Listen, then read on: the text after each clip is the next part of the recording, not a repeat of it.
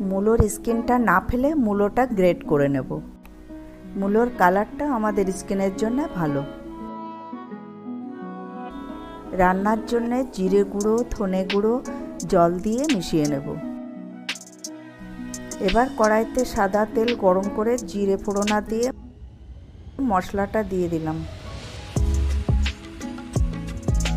এরপর আদা বাটা, কাঁচা লঙ্কা, নুন, হলুদ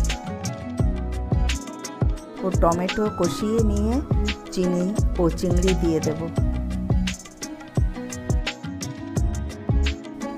এরপর শুকনো খোলায় জিরে ভেজে গুঁড়ো করে নেব। এবার মশলার মধ্যে মূলোটা দিয়ে দেব। ভালোভাবে কষিয়ে ঢেকে রাখবো। 5 মিনিট পর জিরে গুঁড়োটা দিয়ে নামিয়ে নেব।